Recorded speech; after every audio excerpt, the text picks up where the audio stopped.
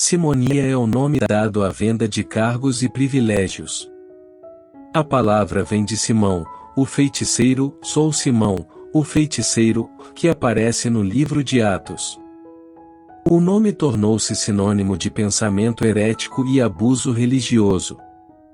As descrições do livro dizem que este homem era um poderoso mágico, seguido por muitos em Samaria, e se voltou para Jesus, querendo aprender com os apóstolos Pedro e Filipe. Quando ele viu milagres realizados pelo Espírito Santo através deles, incluindo o falar em línguas e parar espiritualmente, ele ofereceu-lhes dinheiro para ensiná-los a fazer esse truque e torná-lo visível para os outros. Eles não gostaram da ideia. Textos apócrifos revelam um pouco mais sobre ele, como seus poderes de levitação e voo, enfatizando que esses poderes lhe renderam a posição de líder de culto em sua cidade natal. Alguns argumentam que o motivo de sua conversão foi financeiro e não espiritual, pois a esperança de aprender sobre os dons do Espírito poderia torná-lo uma figura messiânica que poderia rivalizar até mesmo com Jesus e negar as propostas dos seguidores de Cristo. O pensamento do mago Simão é considerado o fundador do gnosticismo, combinando a mais interessante de todas as religiões com a forte influência do simbolismo judaico-cristão. Simão, o mago, era um homem que acreditava no Evangelho, mas queria comprar o dom da concessão do Espírito Santo. Por causa disso, o apóstolo Pedro o repreendeu severamente. Simão Magus era um feiticeiro samaritano que impressionava as pessoas com magia. Muitos samaritanos o consideravam divino e o chamavam de o grande poder. Mas quando Filipe chegou para pregar o Evangelho, os samaritanos acreditaram em Jesus. O mago Simão também acreditou e foi batizado. O Espírito Santo ainda não desceu sobre o povo de Samaria. Pedro e João foram até lá e impuseram as mãos sobre eles, e os samaritanos receberam o Espírito Santo. Quando Simão viu isso, ele quis comprar o poder dado pelo Espírito Santo. Pedro admoestou Simão e disse-lhe que se arrependesse. Mas Simão pediu aos apóstolos apenas que orassem por ele, para que não sofresse julgamento. A Bíblia não diz o que aconteceu com Simão Magus depois disso.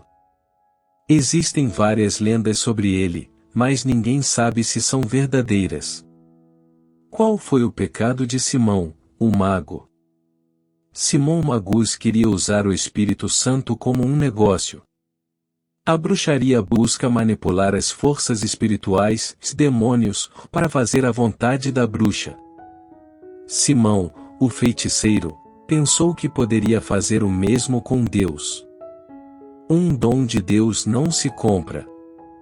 Deus dá seus dons a quem Ele quer, como Ele quer. Não podemos barganhar com Deus. Deus não trabalha para nós, nós trabalhamos para Deus. É errado tentar manipular Deus. A Bíblia nos ensina a buscar a vontade de Deus e a reconciliar nossa vontade com a vontade dele.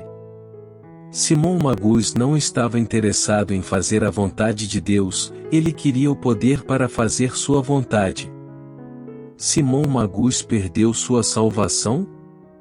A Bíblia não diz que Simão, o mago, perdeu a salvação. Ele acreditou na mensagem e foi batizado, mostrando que estava verdadeiramente convertido.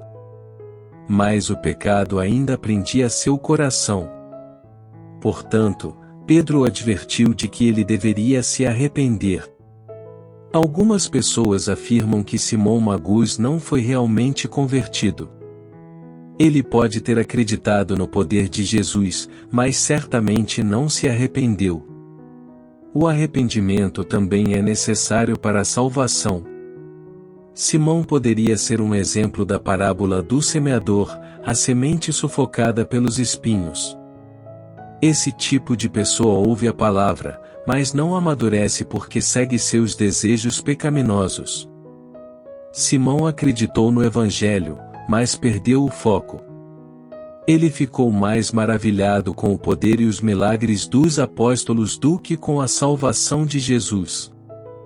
Em vez de submeter tudo à vontade de Deus, Simão deixou que sua velha natureza o governasse. Este é um erro que até mesmo muitos crentes verdadeiros cometem em várias áreas de suas vidas. É perigoso e impede o crescimento espiritual.